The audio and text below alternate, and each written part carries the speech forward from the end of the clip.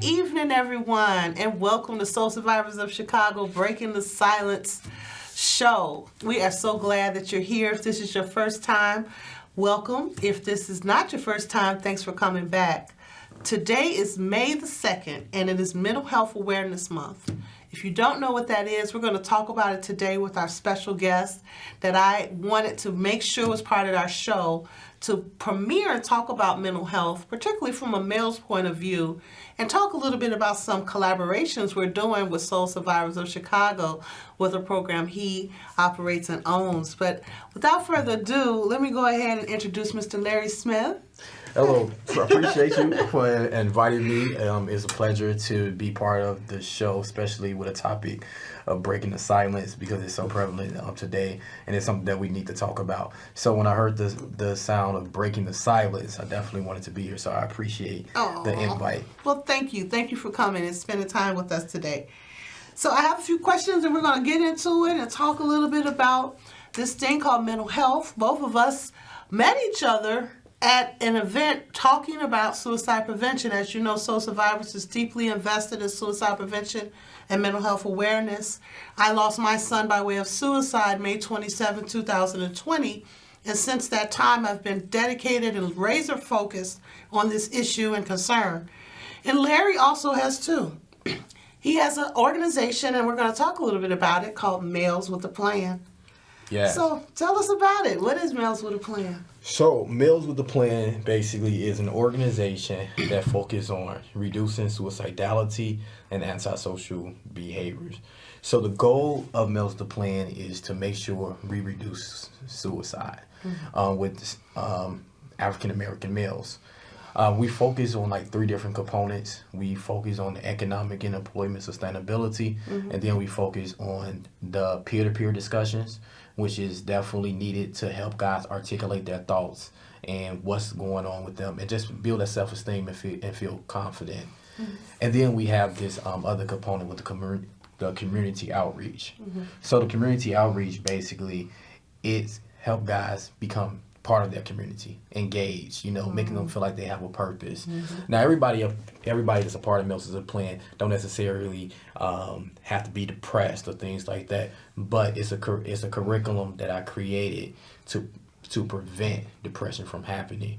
And of course, there's research that shows that once a young man feels socially integrated in his community, he's able to feel a part of it. So that's why the community outreach is important, because he feel a part of it. It makes him feel like he belongs when he feeling hopelessness.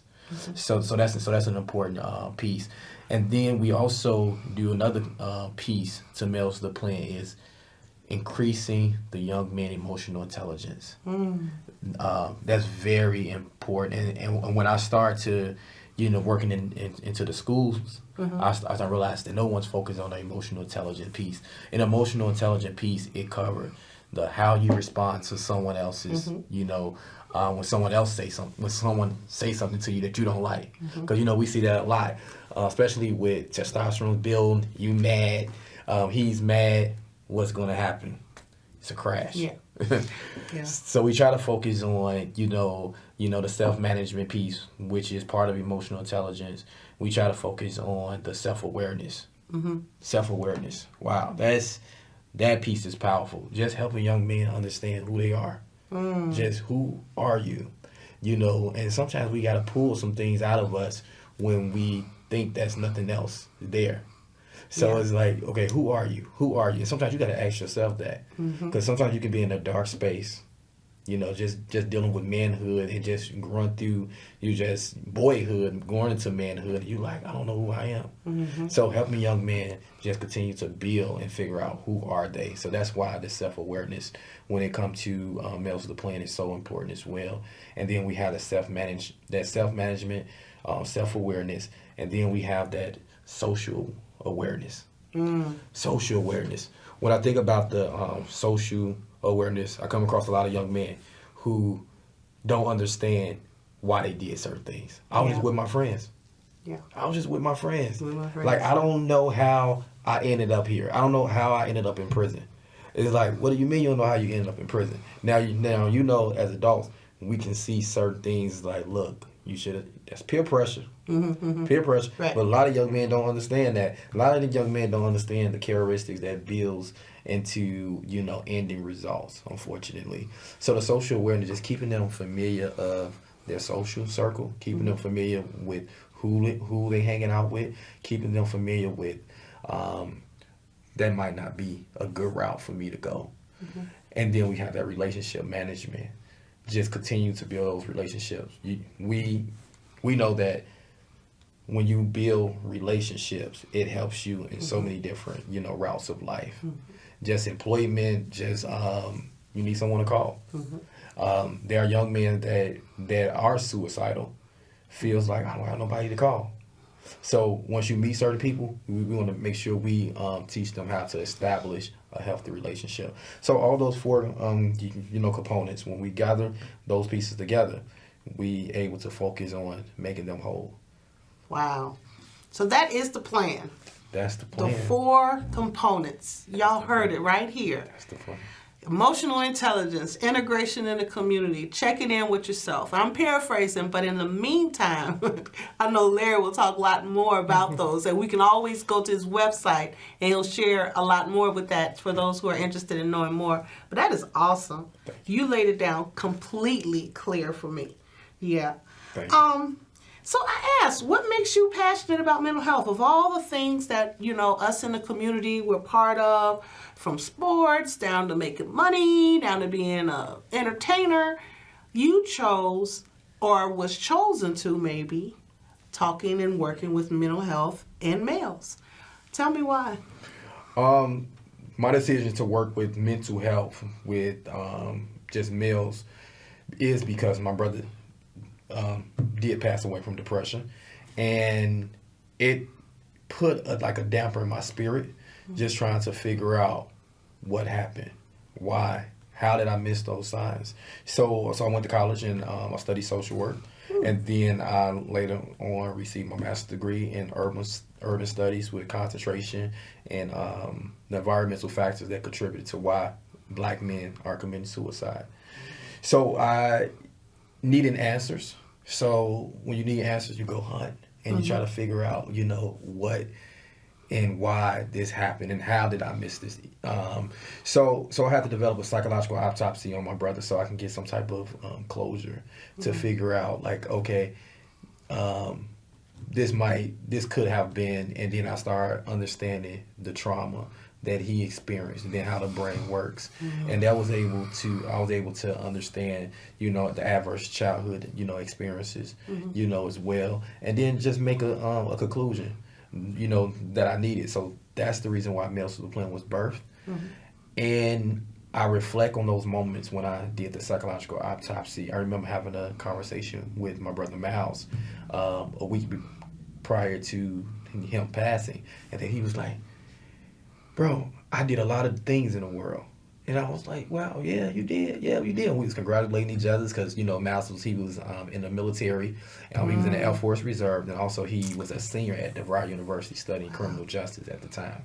So I was like, yeah. So I'm applauding him, but not knowing that these was his last days, unfortunately. And he shared with me in that conversation, he's like, but it's messed up. I don't have no men to talk to unless I'm talking about money or women. So I was like, wow. So when I reflect back on those, conversations, I was like, what can I do to gather men together and talk about different things pertaining to their mental health or just livelihood other than women or, money. Wow, that's powerful. And that's true. When you think about it, those are the 2 subjects that most men have been culminated to talk about or often been faced with or challenged to subjectively say that I've got this going on or that going on. So I never thought about that. Thanks for sharing that. Yeah. You're welcome. Yeah. So you told me once, and I'll never forget, about how Black males, and probably all of us, but in particular Black males, can experience trauma, and sometimes it appears in our bodies and psychologically in our heads and so forth, but it can show up and manifest in our bodies and in our physical. Can you explain that, or am I saying it correctly about how trauma can show up in different parts of us, not just, in our reactions of things, or... Okay, so I think you coming at that. How can trauma shows up in our, physical? 'Cause Right, there is something, physical. physical, trauma, and that's dealing with, your mood. It's dealing with your emotions as well. But that physical trauma, sometimes you can wear it on your face. You can wear it on your face, and and people can know the changes. That's why they say, barbers, the male lady, the male man. Those are people that can be protective factors once they learn about the warning signs of suicide, because they see the change. They see like, oh, I seen you walking, every day, but now I don't see you outside no more. Or the barber see you like something's different about you. I remember your face used to be, or used to put on makeup, you used to put on clothes, yeah. and so things change. So that's the physical appearance. But when you think about the anatomy, we know that stress is harmful for the body. Yeah. So things start to, things can deteriorate. So we want to make sure that we're mindful of what stress can do to our, our physical, health when it comes to that. Yeah. So when it comes to being mindful about mental health, because mental health is a word that we're trying to, in the community, particularly soul survivors, is normalize. I feel it's so imperative to say and understand that there is physical health and there is mental health. Mental health is important because your brain navigates a lot of this that's going on in your life. And if this isn't well, then it's hard for it to navigate, the certain things that we have to do. My question is, how can us as a people recognize the importance of talking about mental health and do some normalization talks?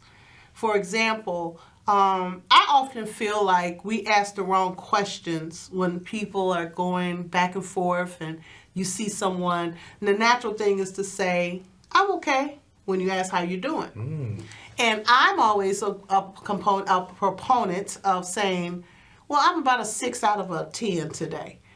Or I feel like I'm a little bit over the top, or today is a great day. Kind of giving context to it. And I'm just wondering your thoughts about, how normalizing mental health particularly with Black males, like what we can do as a community, or what some things that are advice that we can do to help normalize this conversation to say it's okay to not be okay. That makes sense, yeah. Yeah. Interesting. I'm not going to go too far back, but it's a lot of things have stemmed from slavery. Unfortunately, a lot of Black men been dehumanized, and then they haven't. It was a time where they wasn't able to express themselves or things like that. So all of those components, come from why we don't communicate. As much. So I think that to normalize for us to communicate is to just re-educate ourselves. We have to have conversations. There's a thing called cool post theory. Cool post theory, what you had addressed, I'm okay when I'm really not okay. So you have to really, follow back. Are you really okay?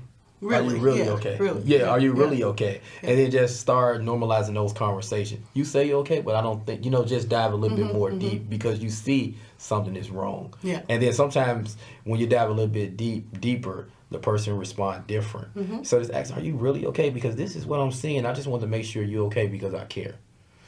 And there's also some studies that say that some people do better with expressing thoughts versus feelings. So if asking questions like, what are you thinking about today that got you a little up or down? Nice. That could be a segue for saying, I'm thinking about, going to get 20 drinks, or I'm thinking about taking my kids out to the park. Those are things, because a lot of times, like you say, we can always communicate in different ways. But, I'm okay, and keep moving on. When you see it physically, it's like, I wish I could break through that, breaking the silence. Yes, That's what we're doing. Yes, breaking the silence. Breaking the silence. Breaking the silence. Yeah. And then, going back to what you said too, it's a matter of how you ask the question. Mm-hmm. Some people ask you, but they don't want to be bothered. So the person feeling, down already, they don't want to express that, I'm going through A through Z, this was going on, when they see you in a rush. Mm-hmm. If they see you in a rush, they like, I don't want to be a burden to you because I see you in a rush. So sometimes it takes the person who's asking the question to really be sincere about. Yes. Yeah. And show that they're patient with hearing that other party, off whatever they have to say. Because sometimes we can, because the world's moving so fast nowadays that people can see it. No, you don't really got time. Mm-hmm. So it's just a matter of letting them know, I have time. I want to hear. Yeah. And I also want to get away from folks feeling like once they hear the answer, they get too scared to deal with what it is. And having supports like resources like we have to kind of train and kind of support those conversations that get really heavy. Because at the end of the day, if I do tell you, last night I was really thinking about something that I didn't want to think about. I had some ideations that scared me. Some folks do get scared about that because it's like, what do I do with that information? Mm-hmm. So these shows and what we're doing here, Soul Survivors and Breaking the Silence and what Males with a Plan are doing is trying to bring the information on how you can navigate these conversations and talk about these things that are so imperative but get sticky at times. So. Yeah. Interesting. Yeah. I want to add to that as well. When you think about breaking the silence, so let's break this today, so whoever watching this can understand. Break it down. If you ask someone, "Are you suicidal?" does not mean they are going to kill themselves. Exactly. So the question scientifically has been studied, and we do know that we must get away from that whole piece of, if I ask him that, he's going to do that. Not at all. That is not necessarily so. In fact, it is more important to dig into that because it opens up the doors of what the ideations are. Yes. Versus not saying anything. Yes, exactly. Yeah. Exactly. Breaking the silence. So whoever watching this, you all understand. Because that's something that I hear over and over. Well, I didn't want to ask that. I didn't want to ask that because I thought that that's going to cause that person to go home and commit suicide. Right. Not understanding that you are opening up the conversation and you interrupting those negative thoughts. Right. And that's the goal, interrupting those thoughts. Yeah. And then it was a group that I was with. It was a bunch of football players at a university, and that just came up recently. And the young man was like, well, that might cause my teammate to commit suicide. Then I asked him, what if you didn't ask him? What if you didn't ask him? Then he go home. How you gonna feel? Let's try to reverse that. Let's try to reverse that. How would you feel when you and it hurts, and you and I have been there, so we understand that it's a journey that you don't want to go through. You don't. And so if you can, retain the knowledge that the educators are, given, take advantage of it. Absolutely, absolutely.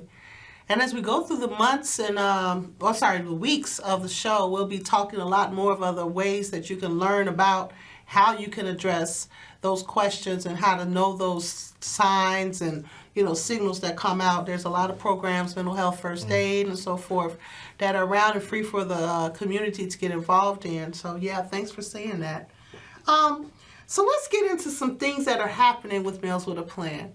For one, I'm really happy to announce, and we'll talk about this in a few seconds, but Soul Survivors of Chicago was graced to be able to partner with Males with a Plan on a 5K run and walk that's called Miles for Miles. Yes. And we have the flyer that we'll show in a few minutes. Yeah, that has the actual QR code, a little bit more about the run and walk. But tell us more. Why Miles for Miles, and how did it come about?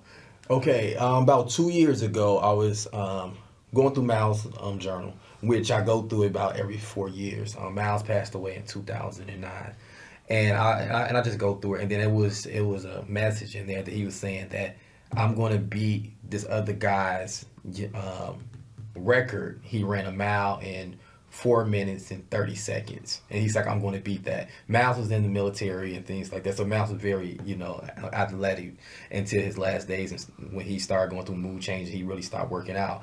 But I had seen that message, and then I was like, wow, Miles for Miles. I wonder who else can beat that. Miles for Miles.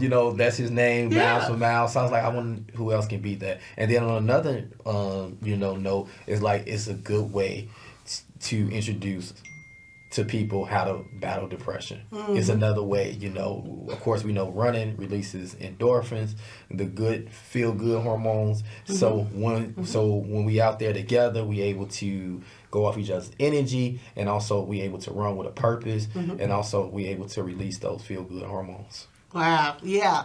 And it's also a great way to kind of honor what he's saying, is that he had a goal for moving forward. And all of us want to continue to help with that goal and moving forward. We have a small clip to show what 2003 Miles for Miles was like. So we'd love to share it with you all and tell you more about our next steps and when we'll start.